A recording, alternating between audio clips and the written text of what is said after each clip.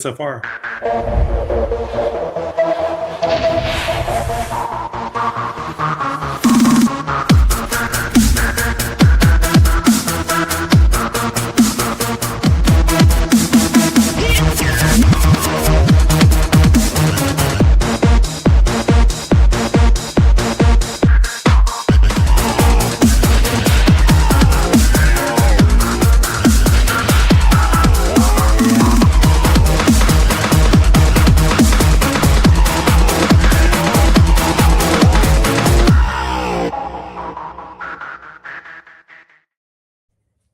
Every year, this gets better and better and better. And I happen to be in a really awesome place called Devil's Thumb here in Colorado, just enjoying a little EO trip. It's a get-together annual trip, and just it's like a dude ranch. So I'm coming to you live from Colorado. It's good winter weather. I got my co-host here, Sean Lardo. We're just enjoying being part of this whole live stream. Central Mafia. Oh God. Yeah. Hey Adam, thanks for having me. Let's level set what we're here to talk about, not Adam at a dude ranch. Yes. So this is the Central Mafia live stream series for PitchIT. Yes. Where over the course of the year, we are going to interview all the contestants that are involved that are selected this year over the 16 weeks that they're part of the accelerated incubator program up until they go into the preliminaries. Now, Adam's going to ask, what is PitchIT, Sean? And I'm going to say, Adam, what PitchIT is a Shark Tank-like competition for startup vendors in the MSP space. They must be able to do two main things: integrate into ConnectWise and support the MSPs like ConnectWise does. Now, back to the competition.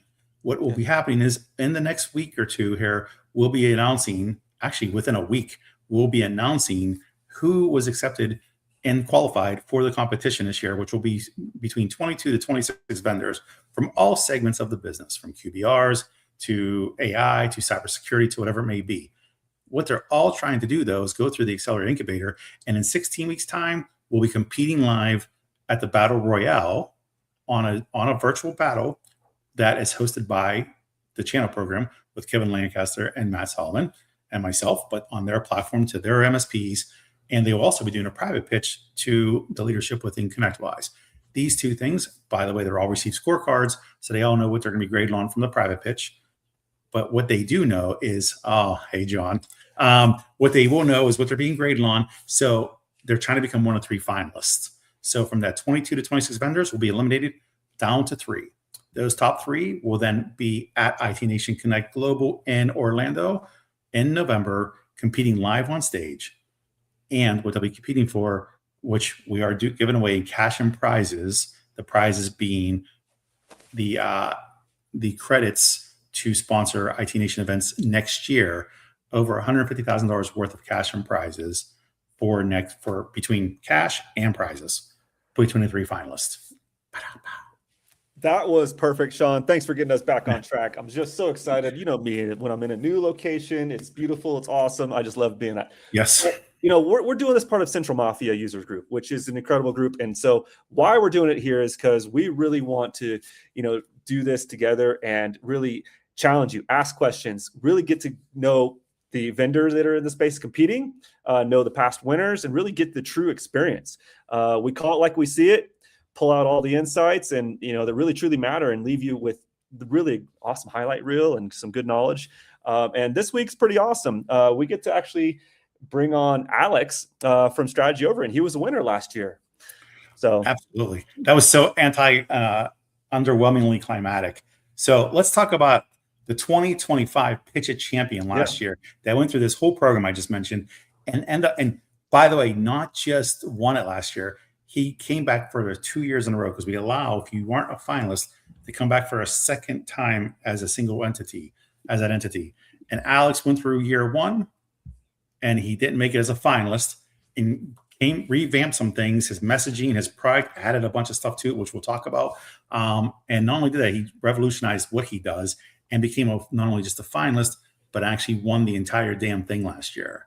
So without further ado, from Strategy Overview, bring on Alex Markov. There you go, Sean. Woo! What an intro. Alex. What's up, guys? It was a good intro. You Sean, like that, Alex? You're on point today. Right? I've been going all day, dude, all day. But you know what though? It was easy to do because what I said was absolutely spot on about Alex.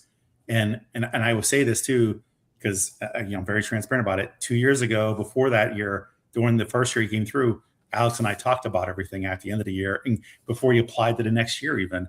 And we talked about the seriousness of the business for him and what he was going to do because Alex is in one thing about all industries. There's always what's sexy, right? Right now, AI is sexy. Two years ago, cybersecurity was sexy. What Alex was doing is not the sexiest of sexy because it's QBR stuff, which is people hate it. It's essential. It's sexy to me because I'm in sales and growth. So that's sexy to me too. Exactly. But universally, it's not the new upcoming sexy thing, right? So that means you have to work that much harder to be more relevant in just the clickbait of things, right? And so Alex and I talked about it, and he went back and revamped a lot of his stuff, man, and came out last year. And I remember watching his pitches, and like it was like spot on. He did really well with it. And I think it was the big thing for Alex was the focus on it and the messaging around what he does to actually to talk about the real meaningfulness of what he did. And because it's a shame you build all the stuff and then where do you get from it? If you don't present it right, there's no value to it, and that's sad. So Alex, welcome. Sorry. Thank you, Sean. I'm all excited about Alex. I know, right? So Alex, let's get into your story just a little bit. Let's zoom back, to the beginning. Because right now application is due in 2 days. If you were to submit a new application for PitchIT, is 2 days away, the deadline, and then winners or not winners, but participants are announced in the following week. Following week. Between 5th, 6th, and 7th, there'll be a press release out to announce it. But let's talk about Alex. Let's stop talking about PitchIT and talk about Alex. I'm getting there. Yeah. So Alex, let's zoom back out. So what initially, brought you and pushed you to actually apply to PitchIT in the first place? Well, I like the Shark Tank show. I think it was a great show. I also like the investment ConnectWise is always done into small businesses and into the solutions partners. That's one of the biggest strengths of ConnectWise that I've always really admired. When I was an MSP, I used to go to IT Nation, and it was just like this dynamic evolution of all the vendors and fixing real life issues, right? That you can't just get all from one platform, right? Yeah. So that I really always admired that about ConnectWise. So, and then we saw the previous PitchIT competitions. Some of the products that won and were just in the finalists, our MSP started using, right? So that was a big thing, is the fact that it gave a lot of credibility to it. And then we saw it and we said, we're ready. We applied that first year, but we weren't fully ready because the product was still really new in a lot of ways, and it wasn't using some of the sexier stuff like AI and other stuff. And it was in development, but we didn't have it live. We couldn't advertise it properly, right? So then we applied, and it honestly was an amazing experience because the education that you guys built around it was fantastic. It's something that you don't really get out there. I don't think there's any programs out there there's a couple like SaaS peer groups, but not MSP SaaS peer groups, right? There's not a place where MSP SaaS founders can collaborate. So I was able to get access to a bigger community of founders and get a lot of exposure in that first year. And then revamped the program for the second year, revamped our app, really focused on why we're building it, and really just to give MSPs more freedom, more control over their stack, more control over their strategy and strategic planning with clients. And then we bolted on Aria, the world's first VCIO agent, onto the platform, and we wound up winning. So we came out swinging. Awesome. So let me. Sean brought this point up a little earlier. So in thinking, you've actually gotten 32 weeks, right? It's usually 16 weeks, 32 weeks because the second year. How did coaching really change the way you position strategy overview before you stepped up on that stage at that final Connect when you won it? So I'm an engineer, so I'm more natural in the tech, right? So I got to experience and meet with a lot of other coaches, like the Thread guys, Sention guys, like that did a really good job on breaking away from just the tech and into like the feeling and the actual impact of the app. So they gave a lot of wisdom and guidance in our journey to help frame the why and why we're building. So we're not just automating the QBR and standardizing your stack, right? We're giving MSPs more freedom, more time, more control over their future by controlling the client strategy, right? So that's really was a big impact that the coaches and the program gave for us. Nice. I concur with that, Alex. And there, like I said, I mentioned before about you guys, you went from a focus from the year 1 to year 2, and your positioning, your messaging was really spot on, I felt like, in year 2. Yeah. So walk us through that day, right? Standing in front of, what was there, 400, 500 people, Sean, there live, going through your head, when it was your turn, what felt different, after you finished? I'm just curious, like the whole experience, because that's a lot. That's a big stage for somebody who's an engineer, introvert, and, for a lot of those contestants. And I just see you guys blossom through the 16 weeks. So walk me through that day. Yeah. And, I felt very confident in the product, and I felt very confident enough to fly out my whole family and have my daughter on stage, which was definitely a big risk. But also reinforced the why, right? It all kind of came together. It was her idea to give a speech as well. So that was a really nice, everything just kind of fell together. So I felt honestly like it was my pitch to lose. So I was nervous to not lose because I was really confident in the product. I think that the product is fantastic. As an MSP, it's something that you can't live without. And I've seen it in our MSP, them using it, and the MSPs that use the product. It just creates a project waterfall of just projects falling in a stack standardization machine that's never existed in the MSP space today. Out of every other VCIO QBR app, there's nothing that existed like that. So I just felt like if I just can tell the message and really can tell that story, that it was the winning product of the year. So that's what I really honestly felt. Yeah. So, okay, you just said, now that you opened up Pandora's box on this, what's the difference between yours and other VCIO? What if there's no other, tell the people that are watching exactly what it is you do and what is the differentiator, because that is a big comment to make. So the big differentiator is it's the way that our product was built by people that actually did QBRs, like hundreds and hundreds and hundreds of QBRs in our life, right? So that's one major differentiator. I don't think any of the other products were built from the founders that actually ran an MSP, were part of Evolve, like we're in the trenches for 20 years, right? So that's the first. So it's built for speed. So it's the fastest way to do an assessment in the MSP space today. So if I grew up watching Paul Dipple and have gone through True Methods and have gone through the ConnectWise Evolve. So it's all about aligning the MSP to SLI greatness, right? And to best in class numbers. So that I think that core foundation, I think, is really important. I think the second thing is our template engine is extremely flexible. We have a client portal, so clients can log in and see all the data on demand, but no other product has that. The cleanliness of the way that we put it together. There's a couple of client portals that have VCIO as a bolt-on, but it's a bolt-on. We're a VCIO strategic planning platform first.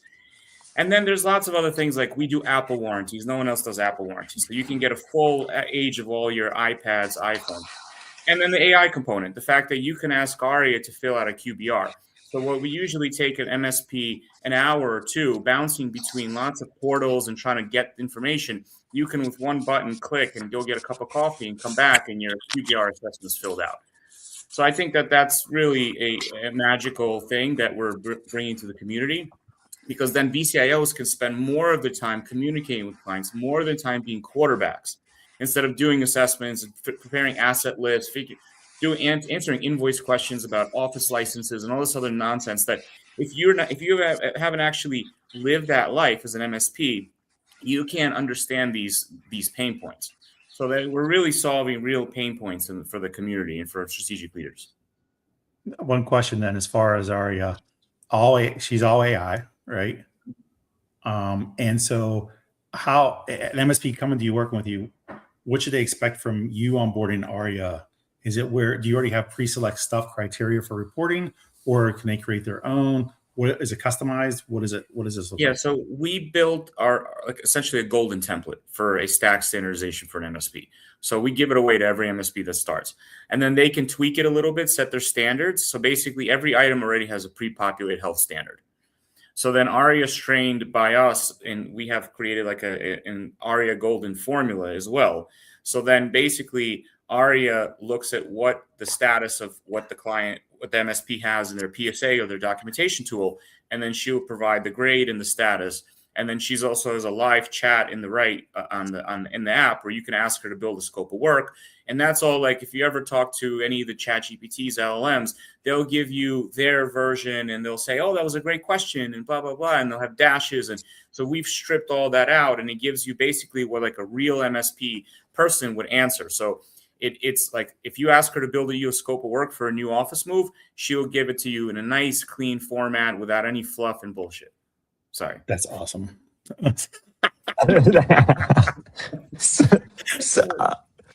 So I questioned for, post win, what's been the biggest shift inside strategy over here since the win, right? Whether it's hiring, delivery, discipline, or even scaling ARIA. It sounds like, you obviously have done a lot in the ARIA world, but anything else? So we made a number of strategic hires. So we've expanded the team. Some really great additions to the team have come on board. Our chief strategy officer comes from a big MSP in Canada, was a COO there for 20 years, was a strategy overview customer, came on board. Jesse Smith, he's involved right now. So we made a number of those type of investments, and then we've doubled, tripled down with ConnectWise. So we've committed to a bigger booth at IT Nation. We've committed to a larger engagement in Evolve, which I think is one of the best programs for MSPs in the world. ConnectWise Evolve, which changed my life. So we've made a lot of those type of commitments, and then the product. I mean, we've had several major releases. We have a mega release coming this summer. That's going to take strategy overview AI to a whole new level. So there's been a lot of major impact. Awesome. So Sean, I have questions. I always have questions, Alex, in general, as you know. So as your the impact from how long has strategy overview been around as an actual real business? And I say this specifically because a lot of people have companies they start on the side, and you might have had, and they may have had it for 15 years, but never really put any effort into it. But it's a 15-year company, in the eyes of just regular people to see when it was established. So how many years have you really been working on this legitimately to build? So we were working on it. It started as an internal product in 2016. And that was just like a super simplistic assessment where it was very basic. And then a bunch of our MSP friends were using it. We were growing it slowly, but it was part-time. So about 2 years ago, three something years ago, we rebuilt the platform from scratch, and I went into full-time pushing it, and then basically started scaling it about 3 years ago. Okay. So with that, and this is where I want to go with this, is people should know that you were part of, you said a few things. You were a member of Evolve as an MSP. Mm-hmm. You solved a problem within your MSP, which is why you built this. And then you started to socialize it with the people around you. Was that Correct. like the other MSPs?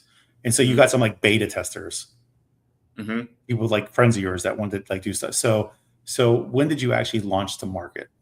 Like when you officially let people know, hey, here we are. So I mean, it was a number of years ago, but it was a tiny, simplistic product. So It wasn't. We were, because I was going to the conferences anyway. So then we were there promoting the product, but very basic, and we didn't have experience building like a true platform early on. We knew the product we wanted to build, but it was still like a lot of early. Think about it like in the MSP spaces, like break fix, right? We were going through that transition in the SaaS world. And then about 3 years ago, we got more serious on actually scaling the product. We built out a larger team and made some investments in the product. Okay. And then now since PitchIT has ended, and that was in November, how are things going for you? Any updates? Great. Yeah, I mean, we're have a ton of growth. We got initially slammed with demos and onboardings. We were like 2 months behind on demos and onboardings, which was a good problem to have. But then trying to unclog that backlog.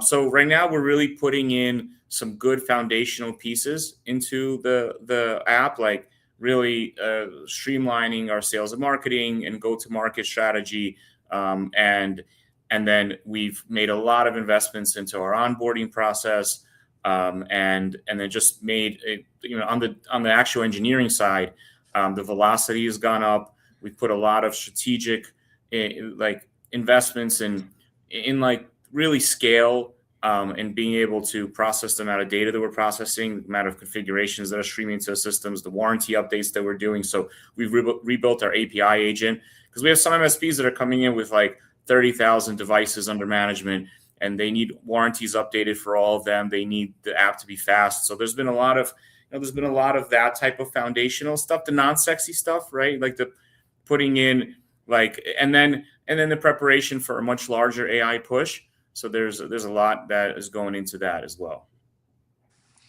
Nice. So what has winning really opened the door for you that you did not expect? I think just the overall community of software vendors and in the space. I think that was just a really nice kind of transition evolution beyond just MSPs. So I get to see the total market from both sides now, which is really nice. So just being able to collaborate with all the other SaaS founders, and then we joined the Evolve SaaS peer group. So we're in with the other SaaS founders, like the Huntress guys, the Monjor guys, SureWeb. I mean, so there's a lot of collaboration among the SaaS partners, all to bring better solutions to the MSP world. That's spot on. I feel like when we talk about the community, people think they mean just MSPs, right? No, it's broader, because there's an MSP community, there's a vendor community, and then there's the joint community, right? And I think the majority of people don't realize that you need the other vendors to help you grow. Not just, if you try to go at it alone, even your competitors, Mm-hmm. because most like when I was a vendor in this space doing all this, I was friends with the other vendors, even my competitors. It was perfectly, as a matter of fact, at one point when I was doing VoIP, Larry Metter was a competitor, and Larry Metter and I are great friends. We became friends as we were competitors, because really you can really only capture so much business. Not everybody wants to work with you all. So you might as well be cool with them. Very finite. Yeah, there's room for everyone. Co-opetition, and that's something I learned pretty quickly in the first 2 years of dealing with PitchIT and working with the vendors in that space. It was a lot of competition. We always try to do that, like try to get this, like who's going to win, and kind of get to pit them against each other. It's like, no, they just are enjoying the community space. Ever. No, I try. So Alex, the first 2 years of me doing this, we would have we bring you in one of your competition on the live stream, and I would try to get them to talk smack on each other. And I'd be like, so tell me how bad you're gonna beat them. And I'm like, and the response was like, well, if we could beat them, which would be very difficult because they have a great product and they're really. I'm like, no, that's like not. No, I'm like looking for like UFC, like I'm gonna I'm gonna knock them out, or if you're like Mike Tyson back in the day, I'm gonna eat their children. That's what I was wanting to hear, which we got none of that. Gonna bite your ear. Yeah, it was horrible. It was horrible. It didn't work out. Nobody wanted to talk smack. Not in that way. They're like, he's a really nice guy. And we're all a bunch of professionals. We're not not psychos. Yeah, for sure. So psycho. So a couple more questions, because we do need to wrap up here. So looking back, what is the one thing you do differently next time around, or either the boot camp or even on stage, that maybe you do a little bit differently? You know what? I would probably have invested more into sales and marketing, and being able to handle onboarding and the flow of traffic after the event. I think that, it's tough, right? Because we were putting all our energy on releasing our latest version. It was our biggest version right before IT Nation. So it's all a resource problem, right? But I could have found ways to increase potentially on on sales and marketing and made deeper investments in that to be able to handle the flow of new MSPs right after the event. Because I feel like we let some people down in terms of we got slammed with tickets and slammed with new MSPs coming onto the platform. So there was initially, and there was some glitches in that first mega release we launched, right? So I just feel like we could have handled the growing pains a little bit better. We've gone past it. We've stabilized the platform, gone through everything. Our onboarding now, you can get onboarded in a day into Strategy Overview now. So my goal is to drop onboarding down to 6 minutes. That's my overall goal. That's pretty fast. Yeah. Yeah. All PBRs run in 6 minutes for every client. Wow. That's impressive. So let's talk to those. The goal. So let's talk a little bit to the MSP owners that are watching this and who might be evaluating tools or vendors, and what should they be asking the PitchIT contestants to know that their company is truly ready to let them scale and be part of their organization? I think just what their vision is for the future, because what they have today is not gonna be what they're gonna be in a year or two from then, right? So getting an idea of their vision, getting an idea of kind of like their values, their community involvement, because I think that the past PitchIT winners were definitely part of the community too, and then they become more of a fixture in the community. And I think that that's really one of the greatest things about the MSP world, is that the overall community, and there's lots of sub communities in MSP space, but they all cross over as well. But I don't know if you really find that in other industries at the same level you have at MSPs. So I think that how involved are they in the community? How entrenched are they? Are they really a fixture of the MSP community? I think that's a major piece of the success of PitchIT. I would agree with that, Alex. I think, and one thing you said is the reason why I don't think you see it in other industries is because this industry, and maybe you would see it in other industries if the same rules apply, which is it's owners talking to owners. MSP owners are there hanging out at the event, learning from vendor owners. So, you have people with a skin in the game across the board. It's not corporate America where it's enterprise and you're talking to some person that worked in the industry for 6 months and has, the worst that will happen to them if they don't hit their number or something is they won't get their bonus, not be able to not have to lay off employees. Whereas I think vendors, especially startup vendors with MSPs, have the same trials and tribulations that they go through. So they're really talking business, even though they might have a drink and they might talk about their favorite team, or if they're a Star Wars or a Star Trek fan, they still get back to business at the end of it. And I think that's the big part of it. That's why that community piece is so strong. I think techies are ultimately good people. I think that's another thing. I think that's the truth. Like, techies are modern good people.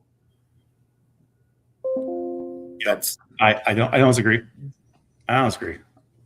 Yeah, don't disagree. So in closing, Alex, you just really proved kind of what happens when you start, stop hoping and start actually executing, right? And PitchIT took a solid idea you had and you launched a little bit before, you matured yourself, you grew, and you turned it into real momentum, for Strategy Overview.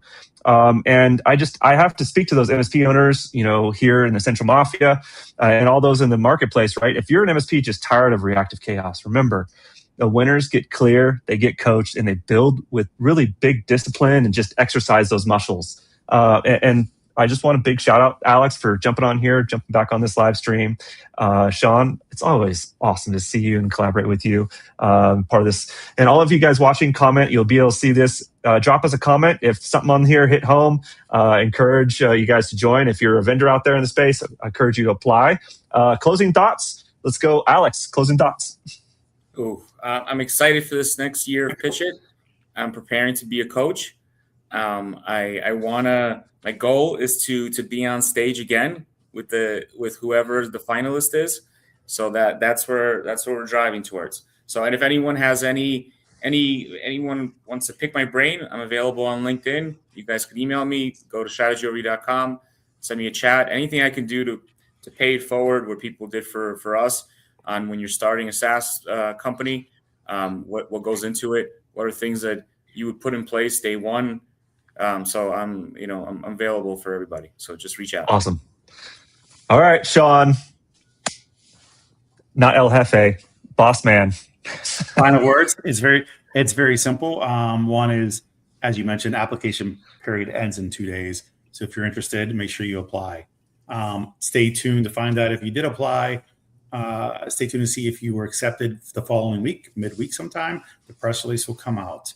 Also, you'll receive a message from Sam Hoyen to schedule your orientation call with us.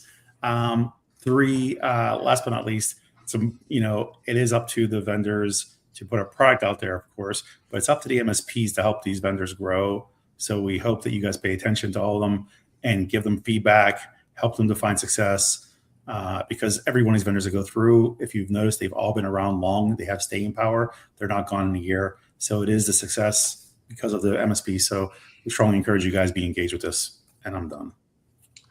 Awesome. Well, thank you guys very much. This is Adam Bielanski here, checking out Peace Out from Central Mafia's user group, and we'll be live streaming next week. We'll have another contestant on, another winner, and we'll get to go through that and experience that and see the stories behind the scenes. So thank you, Alex. Thank you, Sean. Enjoy the rest of your time, the rest of this week. Peace out, guys. Later, guys. See y'all.